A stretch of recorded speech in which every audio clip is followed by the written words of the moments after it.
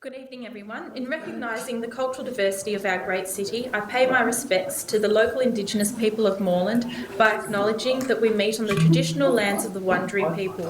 Offer my respects to the Wurundjeri people, past and present, to all Aboriginal and Torres Strait Islander people. Members of the gallery, please note this Urban Planning Committee meeting is being recorded and web streamed live to Council's website. The recording will also be available on video on demand. Gallery attendants are advised that they may be recorded during the meeting. So, councillors and officers in attendance. Councillors in attendance tonight are Councillor Samantha Ratnam and Councillor Rob Thompson. Officers in attendance are Philip Priest, Group Manager of City Development, Robert Shatford, Planning Coordinator, Narelle Jennings, Planning Coordinator, Jeanne Sark, Senior Urban Planner, and Governance Officer Saskia Hunter. And do we have any apologies this evening? Councillor Tapanos. Councillor Lambros-Tapanos. Can I have a motion to move that? Moved by Councillor Samantha Ratnam. Second by Councillor Rob Thompson. Are there any further apologies? Councillor Lita Gillies. Moved by Councillor Rob Thompson, second by Councillor Samantha Ratnam. Adoption of the minutes for the meeting held on the 22nd of July 2015, moved by Councillor Samantha Ratnam, second by Councillor Rob Thompson. Okay, I'll give a brief introduction of how tonight's meeting will run. First, the relevant planner will introduce the report and the officer's recommendations. I'll then give any objectors an opportunity to move to the lectern in front of us and make their submissions. After this time, the applicant will be given the opportunity to speak. If you're making a submission, please state your name and address for the record. You're requested to present viewpoints clearly and concisely and why you support or oppose the planning application. Please don't repeat what earlier speakers have said and keep the discussion focused on relevant issues and points not previously raised. If you oppose the planning application, please inform the committee why you're opposed and suggest an alternative approach to which could satisfy your concerns. Please use the opportunity to focus on your concerns rather than matters of detail in the officer's report. There's also a time limit for each speaker, but as chairperson, I reserve the right to reduce the time available to any speaker or increase it. So we'll move to the presentation of reports, and the first one is the submission regarding the proposed sale of encroached land adjoining 276 Buckley Street, Brunswick, the Black Street car park. D15 226034. Are there any people who wish to make submissions in relation to this? Yes, please come forward. Okay. Thank you. My name's Claire Perry. I'm the manager of the Sydney Road Brunswick Traders Association. I'm here to represent the Traders Association and the businesses, the property owners, from 1971 to 2015 and beyond, hopefully. So I thank you for your time. In our submission, we objected to the sale of the wall, but from our perspective, it's not actually just about the sale of a crumbling wall. It's about the Black Street car park and 6 other off-street car parks. It's about the history, it's about the present environment and looking to the future, as I know you councillors do. It's extremely important to understand the circumstances under which the land has been purchased, and it was noted in the first executive summary that council purchased the land in 1971. But also, and most important to reiterate, is that the businesses and property owners back then repaid the full purchase price to council via a special levy, east and west of Sydney Road, for over 15 years. Some of these businesses and property owners still remain in Sydney Road, and they remember the petition that they put to council, the levy they paid, and the circumstances under which this land was acquired and why. However, we do understand that a crumbling wall is a liability and appreciate council's reasoning in selling it, and therefore we do support this, but it is with great concern and with some surprise, and sadly again with no consultation, that the Sydney Road Brunswick Association sees a report and a summary from the first executive summary referring to the Black Street project, if council were to sell the car park and the land to be sold as part of the Black Street project. Surely Council realises the importance as to why these car parks were established, and with the enormous growth expected, we will need more, and do not want the sale of this wall to set a precedent for any of the portions of any other car parks to which the businesses paid a levy. And on behalf of those businesses past, present and future, we are seeking clarification on the expenditure of the funds collected, some $57,700 we understand for the wall, from this small encroaching portion of the initial title, where it has been recommended in the first executive summary for the proceeds of the sale to be transferred to the housing reserve. Yet in the second executive summary, it states that Council could direct funds to the development of the Black Street car park, but we don't exactly know what this means. As the association representative and on behalf of the past, present and future businesses and property owners, we believe the proceeds must be directed back to car parking. This could include a portion to go to the overhead directional signage, which was recently recommended in the Sydney Road Traffic Safety Report at the last council meeting, at estimated over $1 million plus for 14 signs going to Bell Street.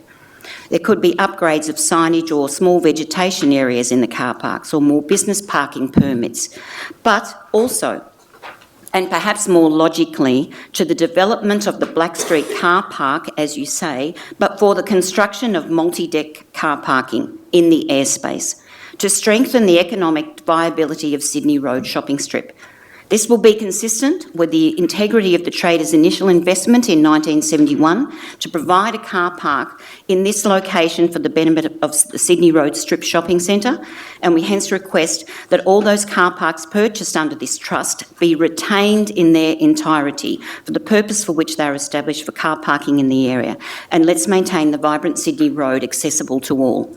We are not pro cars all the time, we are not anti-cycles, but we do worry that we will lose car spaces, and we would like Council please to consider this aspect if selling this wall. Thank you. Thank you. Yes, please come forward. Sorry, my name's Tim Lamb. I'm the owner of the land that's adjacent to this strip of land that the council owns. I'm able to make a submission, I hope. I just wanted the Urban Planning Committee to understand a little bit about what it is we're proposing. As Claire said, this is attached currently to our building and it encroaches onto our land. So I guess there's 3 or 4 walls all joined together, including a bluestone wall, and that comprises the metre or so wide by 15 metres that we're proposing to buy. So at the minute, it's of no use to council. No one can build on it or use it for car parking for that matter. We're proposing we've got a planning application for our site that's currently in. We're not proposing to actually build on the land. It's going to be a buffer between us and anything that happens in future on the car park site. So I just wanted to come and explain to at least the Urban Planning Committee that I think it's a great deal of money for a very small piece of land, which is hopefully sort of useless to council purposes, but it will give us some buffer on our site, and at this stage we don't propose to build anything on it. Thank you. Thank you. Are there any further people who wish to make submissions in relation to this? No? Okay. In that case, I'll put the recommendations on page 3 of the report 1 through to 5 to the vote to receive the submissions made.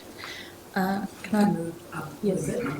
Yep. Moved by Councillor Samantha Ratnam, seconded by Councillor Rob Thompson. All those in favour? I declare that carried. We'll move on to Economic Development, City Development Activity Report for June 2015.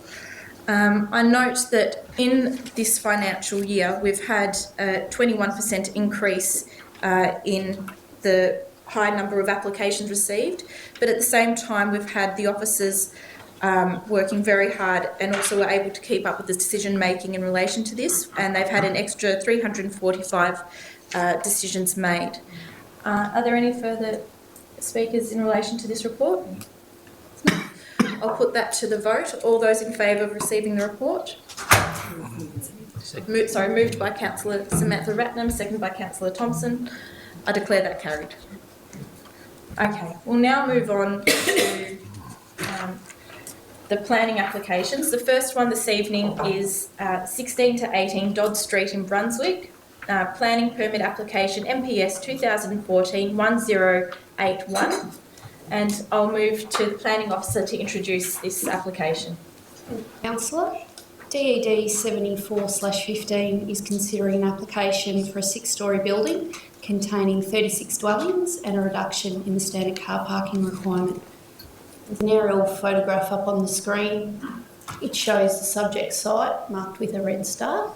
It's on the south side of Dods Street and it's made up of 2 properties, each of which contains a single dwelling at the moment. The site's in an area that contains a mix of uses including residential, commercial and industrial.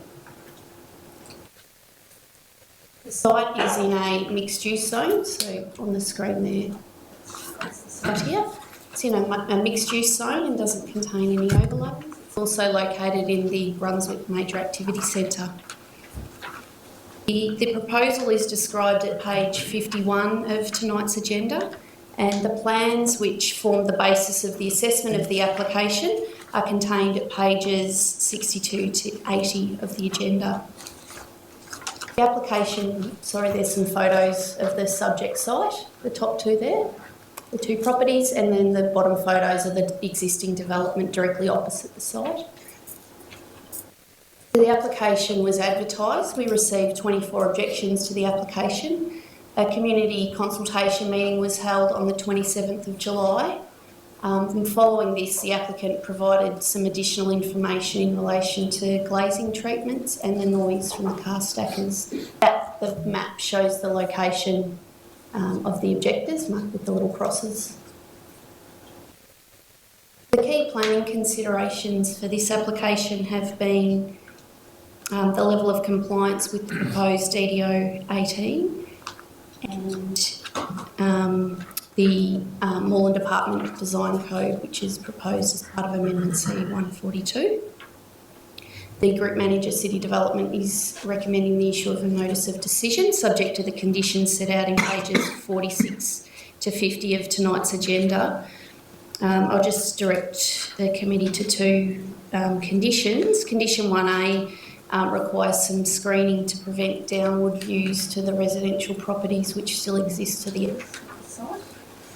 And condition 1B has been included so that the setback of the top level achieves compliance with the proposed DDO 18. Thank you. Thank you, Saskia. Narelle. Are there any objectors who wish to speak in relation to this application? Are there any objectors in relation to Dodd Street? No? Is there a representative for the applicant present? Yes, please come forward. So many.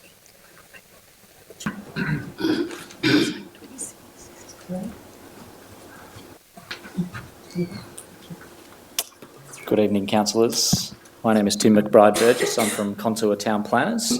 I'm here on behalf of my clients, the permit applicants, who are also in the room this evening with you. Thank you, obviously, for the opportunity to present tonight. This application that's before you tonight is the result of a comprehensive process, pre-application process mostly, whereby we worked with the planning officers to ensure that we had a proposal that was one that they could support. The application before you tonight is unchanged from what was originally submitted. This is not a circumstance where we've had to work through issues. It's one where we put that work into the application up front. I'm not going to take you through the detail of the application. Obviously, Narelle has taken you through that today, and the officer's report goes through that in detail as well. What I do want to say is that this is a quality scheme. It's prepared by a quality and reputable architect, and it's of course one that the officers have supported and are supporting before you tonight too. It's an application that responds to the Brunswick structure plan process that council have gone through, a exhaustive process to get to this point. The scheme during its pre-application phase changed in order to respond to the proposed and draft DDO 18. And we worked through with council officers and accept that there's one particular condition 1B, that's the result of a change to DDO 18 that occurred since the application was originally submitted to. The scheme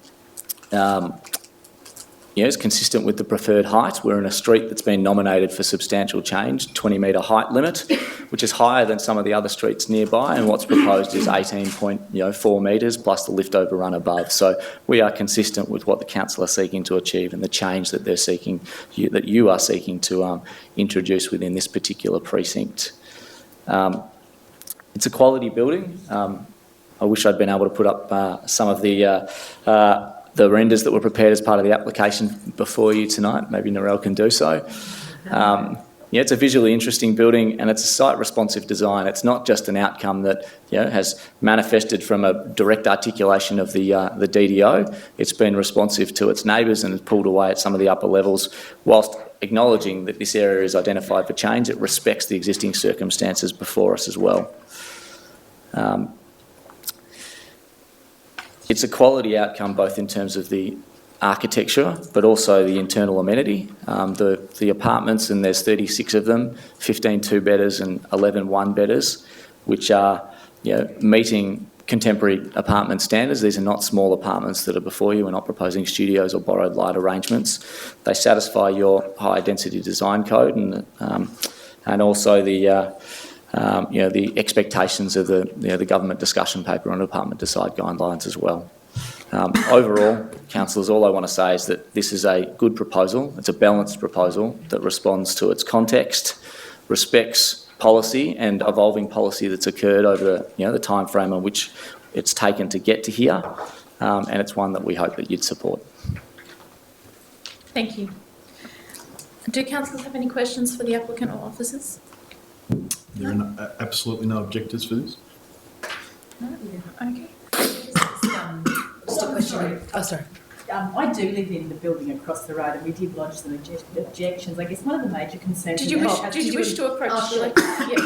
All right. Thank you. It's always one. We're just checking. Sorry for the last minute. Kate Hoppy, I live at Unit 222 of 123 Dods Street. I guess, as you've probably read from a lot of our objections, one of the major concerns is car parking in the area. Not just Dods Street itself, but the streets that run adjacent to it, particularly with, the reduced car parking allowances. So Charles Street's really busy as it is. Often you can't get through, you need to wait. A lot of cyclists, people with children, small bikes, all that type of stuff. We're really concerned about the impact, not just on our street, but on the streets around it in that area. Also, it's going to be the biggest building in the street, height-wise.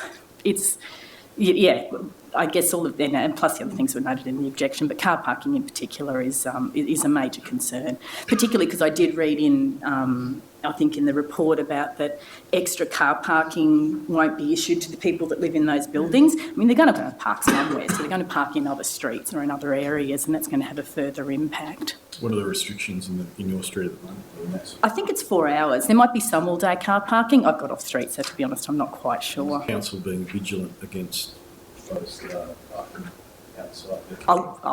I couldn't say. I haven't seen many tickets on there, but because I don't park out there, I honestly don't know.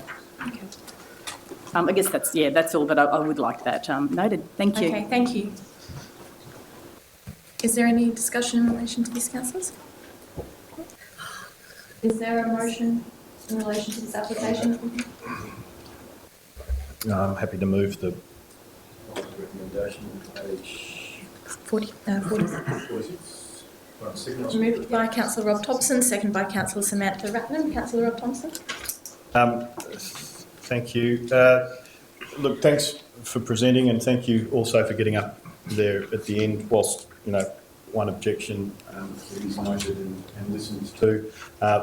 This is an activity centre for a mixed-use activity centre, so an area that we are wanting this sort of development to continue in. The parking issues are something that we're addressing right across the city and something that we need to continue to address. So I'd ask that you continue to engage with council if there are issues. You'd be probably interested to note that Brunswick or Moreland in particular has 15% of households do not own cars, which is much higher than the rest of Melbourne. So something that we are working towards. So every time we ask for a reduction in car parking, it's not a reduction in car parking, there is a certain number that has been set, and this would actually end up meeting 15%. less for that building. So it will continue, but where it does become a burden, particularly on those residents who are already living there, please engage with council and we will be a bit more vigilant about it.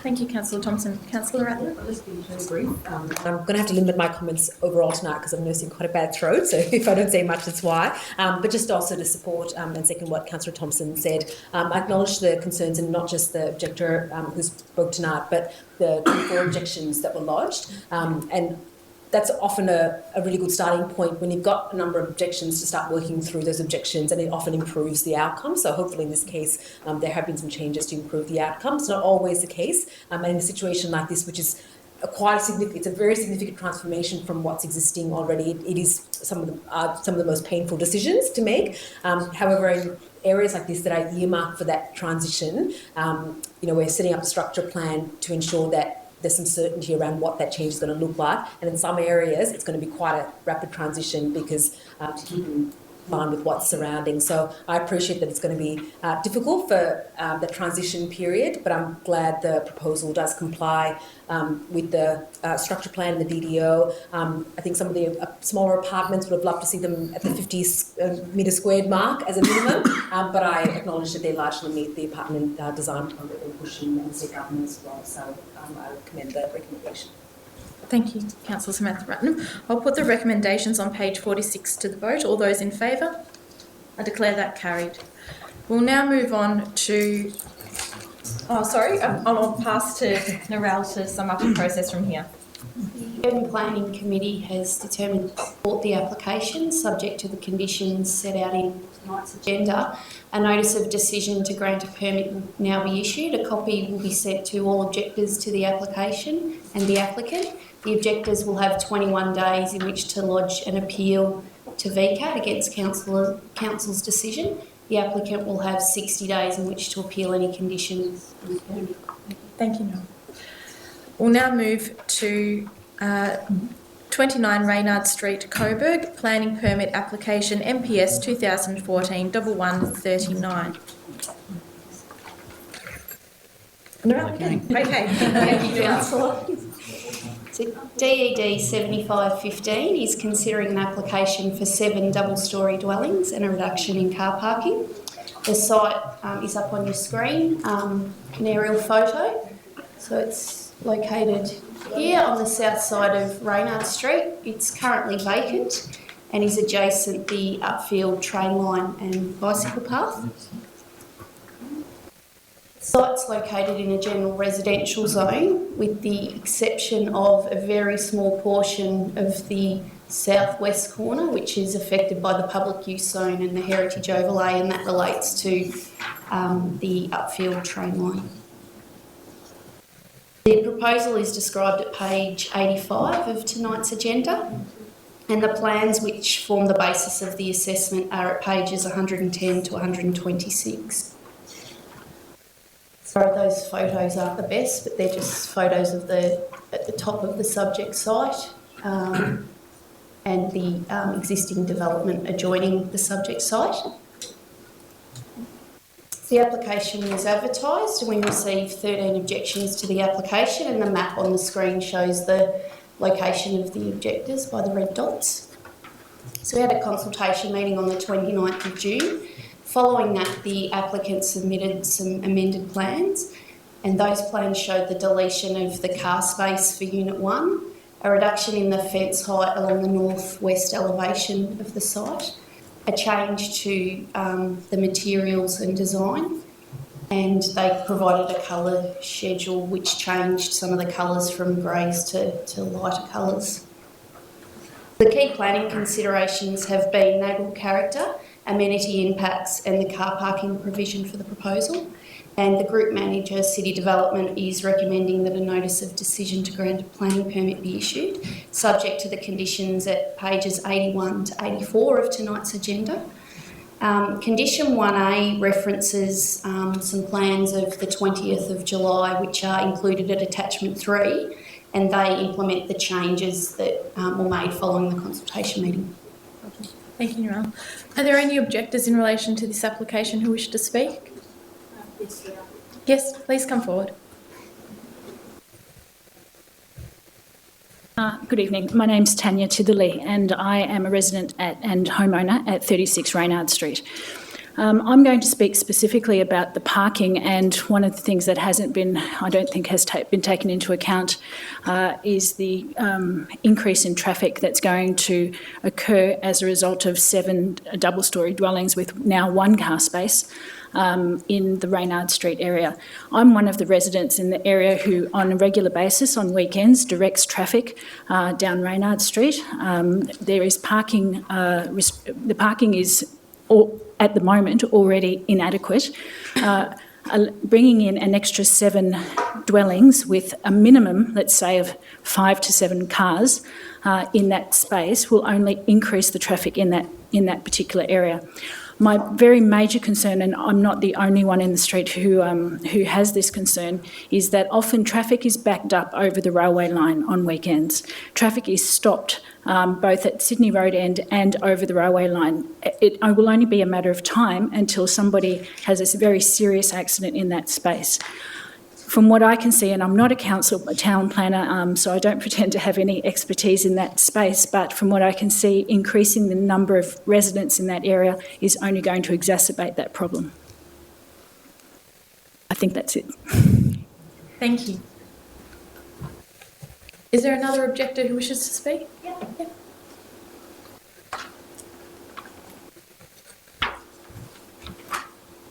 Hi, my name's Alicia and I live around the corner from the site. Just continuing on Tanya's notes there about our concerns of the number of properties that are being built on that site.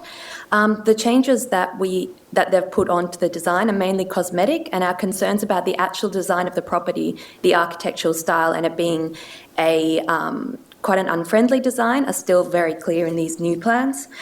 Specifically, we're concerned that it closes off that particular area with the big walls and the amount of properties, and that the people living there, which is quite a large group of people, will form a very closed community and not be able to, participate with the rest of us in the street. And so we'd just like to register our disappointment that they haven't addressed our concerns about the number of properties in these new changes. Thank you. Are there any further objectors who wish to speak? Yes, please come forward. Apologies for speaking again. Nick Dolby, 5 Holbrook Crescent, West Brunswick. I'd like to raise 3 matters about this site. I'd like to speak first of all as a member of Moreland Bicycle Users Group. We initially had concerns with this development over its treatment around the bike path. It was not set back from the bike path as we thought it originally had been agreed, and it had a rough wall rendering. A compromise has been reached. I can't say that we're 100% happy with it, but we recognise that a compromise has been reached, and at no time did any member of Moreland express to me or any other people I have spoken to an objection to the development itself, the 7 properties on the site. I'd now like to move on and speak as a private resident. One of the problems Moreland had with the site was that the site had to have a rough wall. It had to have they proposed a rough wall on the bike path side. That was because VicTrack required them to have an anti-graffiti surface that would be cleaned regularly. There is not a single property along the Upfield railway line, even modern properties that presumably have complied with VicTrack anti-graffiti wall treatment, that do not have graffiti on them, and that none of them are cleaned of graffiti regularly. Why is VicTrack imposing this condition when it is totally ignored by VicTrack and everybody else? I request that Moreland City Council, its urban planners and VicTrack basically work together to remove what is essentially a useless and expensive requirement on property developers and the planning department and having to enforce this matter. Thirdly, I'd like to address the development itself. I realise it may push some envelopes a little bit, but it is in fact a valuable piece of social infrastructure devoted to vulnerable women. I strongly support this development, and I urge the Planning Committee to not only approve this development, but indicate its strong approval should the process go further. Thank you. Thank you. Are there any further objectors? There's no further objectors in relation to this application? Is there a representative for the applicant present? Hi, I'm Alice-Anne Green and I'm a town planner. I've been volunteering my time to help the Women's Property Initiatives with this application, along with the project architect, Sophie, who is also here if you have any questions. And representatives from the Women's Property Initiatives are here as well if you have any particular questions about the management of the property or the potential tenants, the likely tenants that they'll get. WPI is a not-for-profit registered housing provider. They develop affordable housing for low-income single women and single mothers so that they have access to affordable, high-quality and safe housing as a kickstarter to build a better life for themselves. As described in the planning report, the land was sold to WPI by council, specifically for the purposes of establishing affordable housing and working towards achieving Moreland's housing strategy. The strategy highlights that in addition to soaring property prices, there has been a dramatic drop in the proportion of rental stock considered available, and in which Moreland compares unfavourably with the rest of the metro area. The strategy reports that nearly 12,000 people in the municipality are under housing stress. And there's an increasing need for affordable housing options within the council area. The Section 173 agreement registered on title requires that dwellings developed on the site are owned by a registered housing provider such as WPI for the purposes of providing housing for Moreland residents. Given this high demand for housing in the area, the proposal is for 7 dwellings. We've designed it to fit within an acceptable building envelope, but at the same time maximising the provision of affordable housing consistent with this demand. The housing will provide dwellings for 7 women, and 2 of those dwellings include a second bedroom for women with children. As you've heard from some of the objectors and would have read in the report, a couple of the key issues related to, I guess, the scale and height and shadowing of the building and also the car parking. And I'd like to just take a second to talk about a couple of those issues because we have a couple of concerns with some of the conditions. So if you allow me to expand on that. But also noting that we've worked really hard with council since the sale of the land, but particularly through the application process. We've made a lot of changes along the way beyond, I guess, reducing the number of dwellings. We've tried to address every single concern that a resident or the council officer has raised.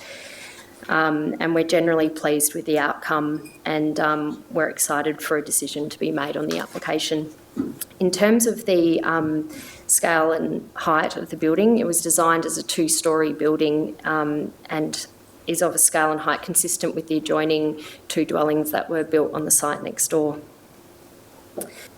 And given the neighbours' concerns about visual bulk and shadowing, it was set back 4.5 metres from that boundary. You can see we've got a skillion roof to provide for additional head height whilst reducing the height of the wall at the western boundary, which is where the railway line is. The orientation of all of these lots on the south side of REYNARD Street in a north-south direction means that private open space is located on the south side. And in a built-up area like this, it makes it difficult to achieve the shadowing requirements. We've been successful in avoiding shadow by setting it back from the side boundary for the 5-hour requirements set out under the planning provisions. But unfortunately, when those dwellings were built, and again, but the open space being on the south side, those yards are already shadowed by their own dwellings. So at 3 p.m. at the end of the day, we do cause some additional shadow. We moved some bike sheds that were along that boundary so that they didn't overshadow the yard. but we do cause about 8 square metres of shadow at that time. The rest of the day we don't overshadow that property. Council officers have recommended as a condition on the permit that the height of 2 of the dwellings be reduced in height so that there is no shadow at all to that property, so 0 shadow. We have checked since Friday when the agenda came out and we saw that condition whether or not we can achieve that condition, and we can. By reducing the roof in that location, but it does make the internal amenity of those bedrooms significantly reduced. Will also affect the appearance of the building when viewed from that other property, sort of interrupting the rhythm and scale of that when viewed from that adjoining property. So we request that condition be deleted on that basis, and particularly given the minimal shadow caused. It would also add significant construction costs. The design otherwise appears as a single dwelling when viewed from REYNARD Street. Along the western boundary, rather than back fences and outbuildings as typical along the corridor, we include a brick facade, and that was, I guess, a symptom of us shifting it away from the adjoining property on the other side. Through the application process, we've added 7 windows along that elevation, which open out into the kitchens of the property, and we've got balconies providing views over the top to the rail corridor and to the bike path. And as you heard, we've also changed the materials of that wall from a rough anti-graffiti finish to a smooth finish, and we've also changed it to a much lighter shade in response to objectors' requests. I'll quickly touch on the car parking issue, but I'll be happy to talk more about that if you've got any specific questions. With the car parking, our original application included 2 car spaces. One was for the 2-bedroom dwelling at the rear, dwelling 7, and one was for the 2-bedroom dwelling at the front, dwelling 1. Given that these dwellings would likely house a single mother and her child, a car space was considered beneficial for these 2 dwellings. The officer's report has gone into a bit more detail about our submission and the car parking dispensation that we've requested. In particular, it's noted car ownership is typically lower in low-income households, but also noting that the Women's Property Initiatives has the ability to select their tenants, which may include a criteria for tenants not owning cars. So it's a little bit different from a standard residential development where we can actually control that. I'm just quite conscious of the time, so if you could sum up. No worries. Some of the residents were concerned about the lack of car parking provided. We'd prefer to keep that car spot in the front, but we have deleted it because council was concerned about the neighbourhood character. So if you would consider tonight whether or not we would be able to keep that car spot. Other than that, I think we've just made a lot of efforts and we're looking forward to a decision on the application. Thank you. Thank you for your detailed discussion. No worries. Are there any questions from councillors? On the comment you made about the amenity impact of reducing the building height, can you talk a little bit more about what you think? Is it just the space or is it? Internally? Yes, internally. Yeah, so internally, unfortunately, I don't have the section that we prepared, but internally to pull the wall height at the east, so that's the 4.5 metre setback, 6 metres is the condition that was suggested by council. I do have a section here. So it would mean that the floor to ceiling height in the bedroom would be just over 1.9 metres at the eastern extent of that bedroom, and then it rakes back from there. So the internal amenity is sort of a lot more enclosed in there. So originally we were proposing to have it slightly higher than that, consistent with the other dwellings. Does that make sense? Sorry, I'm rambling a little. Any further questions from councillors? Is that perhaps a question to the officers? Yes. Yeah. If that condition B was deleted, what the effect is purely the overshadowing?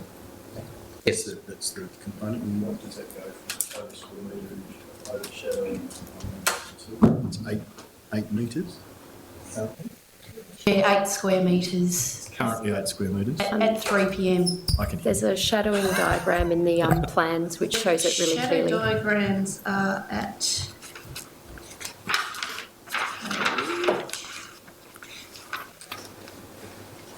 page 108. And it's the 3 p.m. diagram. Shows in particular the 3 p.m. shadow, and the 8 square metres is the red portion of shadow. And with the raked ceiling and the 1.8 through to 2 point... Unfortunately, I don't have that dimension here. What's 2.4. 2.4. So Yep. what's the percentage of the bedroom that's now at 1.8? Less than 65%, wouldn't It's raking back for about it? 25%. Yeah. Okay. That, yeah. Am I able to have a look at that adjusted Yep. drawing that you've got there?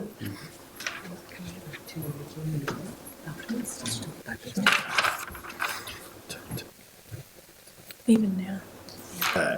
No, bugger. Oh, Okay. Do you want to look at it? yeah. Do you mind if we just have a look at this? Yeah, of So course. if we We're just just, going to ask for a That's 5-minute adjournment while we have a look at Okay. Okay. can I move an adjournment? Yes, seconded by Councillor Samantha Ratnam. All those in favour?